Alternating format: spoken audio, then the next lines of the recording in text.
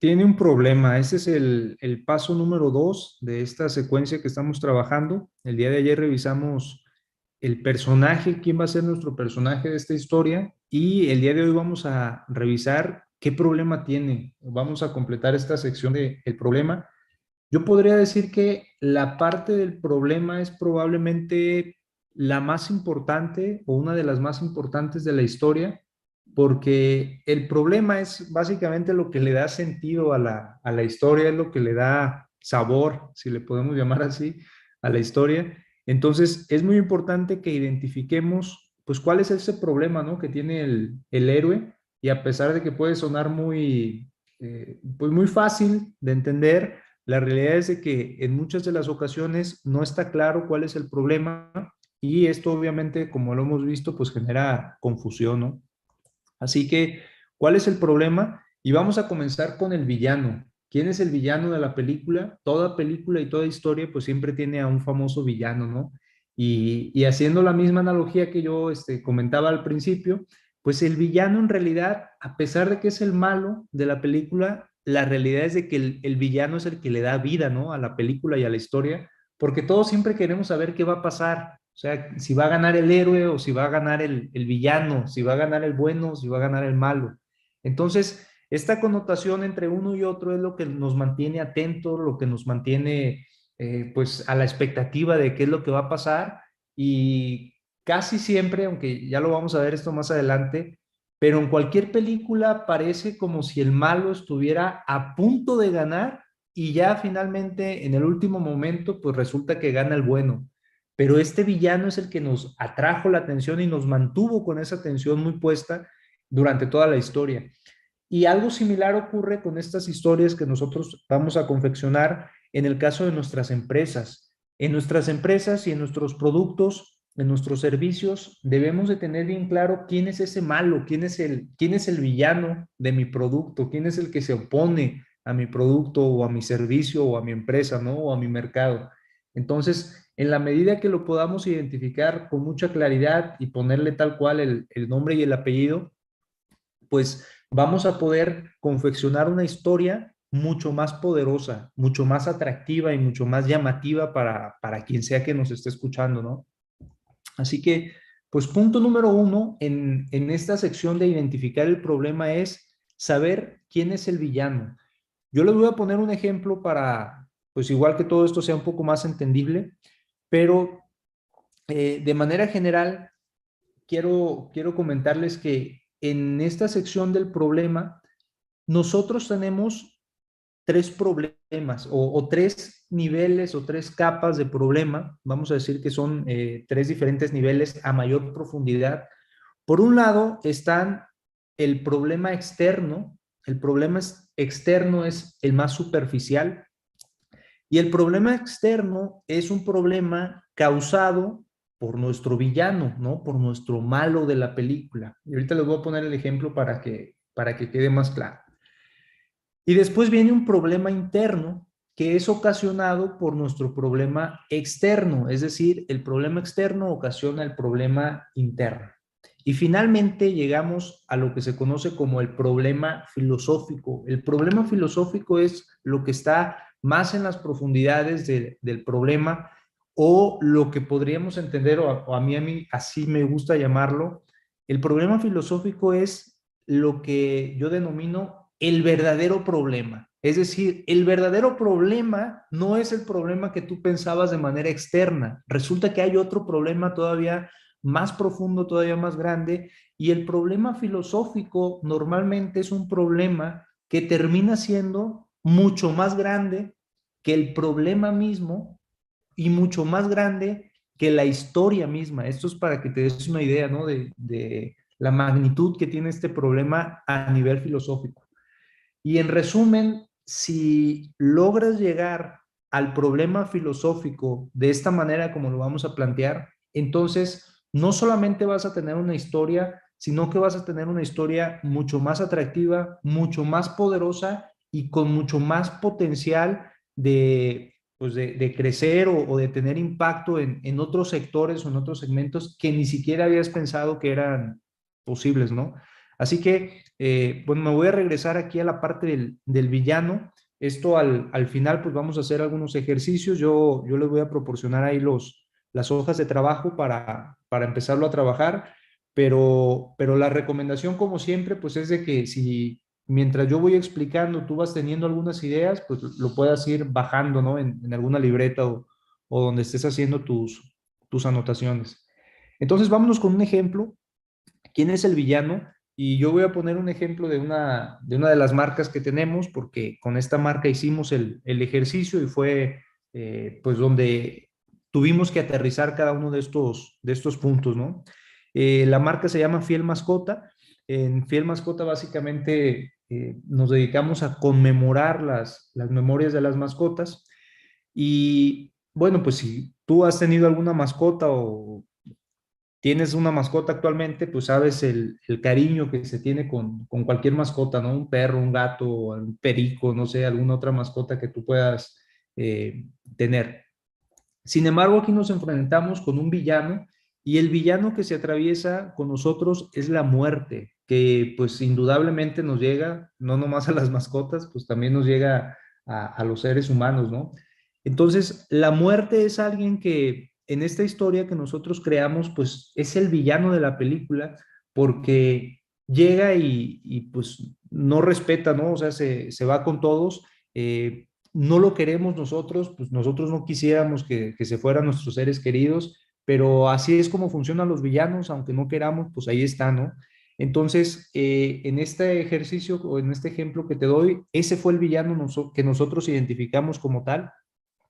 El villano es la muerte. ¿Y cuál es el problema externo o cuál es el problema ocasionado por este villano? En el caso de este ejemplo con la marca de Fiel Mascota, pues el problema como tal es que nuestra mascota ya no está, que se lleva a nuestra mascota. La muerte se lleva a nuestra mascota. Yo antes llegaba a mi departamento y pues encontraba a mi mascota, me estaba esperando cuando regresaba del trabajo, cuando regresaba de la escuela, pero hoy esa mascota ya no está y eso es un problema, ¿no? Ese es el problema externo. Y es externo porque es algo que se puede validar o que se puede ver simplemente ahí. Antes estaba la mascota, ahora ya no está la mascota, ¿no? Y yo lo puedo percibir. Sin embargo, este problema externo también nos ocasiona un problema y es un problema interno. ¿A qué nos referimos con este problema interno? Nos referimos al problema ocasionado por ese problema externo.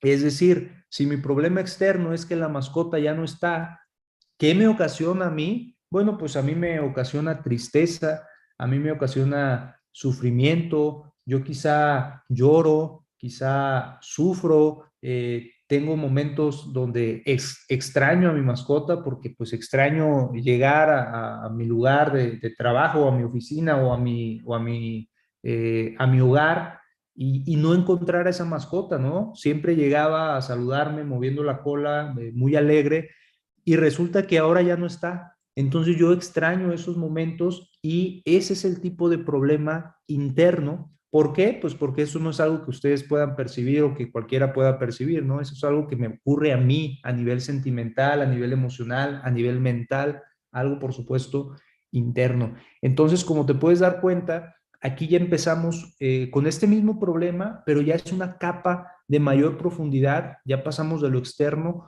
a lo interno y con esto finalmente llegamos al problema filosófico. El problema filosófico es el más substancial que tiene cualquier historia, cualquier problema cuando lo llevamos a más profundidad. ¿Y cuál es el verdadero problema o el problema filosófico en esta historia o en este ejemplo que yo te estoy dando de Fiel Mascota? El problema subyacente como tal es que mi mascota ya no está, yo extraño mucho a mi mascota, pero si yo me la paso simplemente extrañando a mi mascota, entonces no voy a sacar partido como debería de sacarlo o como debería yo de entender la muerte de una mascota. ¿Y a qué nos referimos con esto? Porque sé que puede sonar un poco como más distanciado, ¿no? ¿A qué nos referimos? Pues nos referimos a que una mascota como tal, o por lo menos eso es lo que nosotros creemos en Fiel Mascota, eh, fue más que un compañero de vida. Y si tú le preguntas a cualquier persona que haya tenido una mascota, ¿qué te enseñó tu mascota? ¿Qué te ha enseñado tu mascota? Pues todos tienen una enseñanza, ¿no? Y yo he hecho, de hecho, el ejercicio, o sea, les he preguntado a personas con mascotas y siempre, absolutamente siempre, todos tienen una enseñanza y una enseñanza que pues tiene mucho que ver con lecciones de vida, ¿no? Desde la importancia del amor incondicional, desde la resiliencia, desde, me acuerdo una vez una que me habló de la resiliencia. Yo estaba precisamente preguntándole a algunas personas en un parque, en la calle, y esta persona me habló de resiliencia, me dijo que acababa de adoptar, tenía dos mascotas, acababa de adoptar una, y esta que acababa de adoptar, pues resulta que había tenido, no sé si cuatro o cinco perritos, pero casi al día siguiente que los tuvo, los separaron, porque ahí en la perrera donde los tenían, pues ya se llevaron a los perritos recién nacidos y a esta la separaron de inmediato. Había tenido malos tratos, de hecho tenía una de las patas lastimadas, y bueno, por alguna razón ella conectó con esta mascota y se la llevó a su casa, la adoptó y tenía poco tiempo, ¿no? Tenía creo que un mes, fue lo que me dijo, que la había adoptada. Pero a pesar de que había tenido esta perrita una vida tan trágica, primero había sufrido maltrato y después cuando tuvo sus perritos, pues la separaron casi de inmediato. Ella nunca había mostrado pues alguna aversión a su nueva dueña, ¿no? Es decir, siempre se había mostrado pues cariñosa, contenta, tranquila, no hacía desorden en la casa, era muy, muy quieta, era pues, sé que no es la palabra, pero hasta cierto punto lo podríamos decir ordenada, ¿no? Entonces, ese es un ejemplo que ella entendió como resiliencia. Y si nosotros llevamos ese ejemplo de resiliencia, pero a la práctica con nosotros, es decir, si tú pudieras adoptar, al igual que la perrita, esa enseñanza de resiliencia y la pudieras implementar a tu vida, ¿cómo crees que pudiera cambiar tu vida con este nuevo hábito, ¿no? Y lo mismo ocurre, por ejemplo, con la enseñanza o una enseñanza como el amor incondicional, que pues los perritos siempre están ahí, ¿no? Y llegas del trabajo y te reciben, y si un día no tienes tiempo para ellos y les haces mala cara o no los tratas bien, al siguiente día o al siguiente momento, ellos vuelven a estar ahí y siempre te están recibiendo con los brazos abiertos. Ellos no te están juzgando, no te están diciendo, oye, como ayer me hiciste mala cara, ahora yo no te hablo, ahora yo no te hago este favor. No, ellos son un claro ejemplo de lo que realmente significa el amor incondicional, ¿no? Entonces, si esa es la enseñanza que te deja una mascota y tú puedes implementar esa enseñanza en tu vida, o sea, no nomás platicarla, ¿no? Sino realmente ponerla en práctica, por ejemplo, el amor incondicional con tu pareja, con tus hijos, con tus padres, con tu familia, con tus abuelos, con tus tíos, con tus primos, con tus vecinos, y realmente poder tener un amor incondicional que no critica, que no juzga, que no valida, pues que no está de manera condicional. ¿Cómo crees que pudiera impactar tu vida o tu día a día, tus relaciones y básicamente pues todo tu futuro, ¿no? Entonces, cuando las personas entienden esto y pues básicamente la conclusión a la que llegan es que definitivamente podría impactar de manera positiva y muy grande sus vidas si tan solo fueran capaces de poner en práctica esa pequeña enseñanza que les dejó su mascota. Entonces, ahí te das cuenta que el hecho que tu mascota ya no esté y que tu mascota la extrañes, por supuesto que es un problema, pero el verdadero problema es que tú olvides sus enseñanzas, porque esa mascota entonces vino a tu vida en vano y nadie merece, no hay ninguna mascota que se merezca pasar una vida en vano, ¿no? Al contrario, debería ser una vida que sirva para transformar tu vida, para transformar tus relaciones, para transformar tu futuro. Entonces, el verdadero problema o el problema filosófico aquí con este ejemplo que yo les estoy poniendo es el olvidar esas enseñanzas y no poderlas poner en práctica en tu día a día hasta que se conviertan en, pues, en un hábito, ¿no? Así que, bueno, pues ese es el ejemplo que yo les quería poner. Así es como funcionan estos problemas en las historias, problemas externos, internos y filosóficos. Si nosotros llegamos al nivel filosófico, entonces podemos o habremos confeccionado pues una historia mucho más trascendental, ¿no? Una historia que realmente vale la pena escuchar y quererte pues montar en esta historia, ¿no? Querer saber qué es lo que va a pasar con todo esto. En el caso de las empresas, en el caso de los negocios, las empresas tienden a vender soluciones a problemas externos. Sin embargo, los clientes siempre compran soluciones a problemas internos. Y aquí es donde hay una gran desconexión, porque si las empresas se enfocan única y exclusivamente a los problemas internos, nunca van a lograr conectar con los clientes, porque los clientes se conectan una vez que tú entiendes sus problemas internos.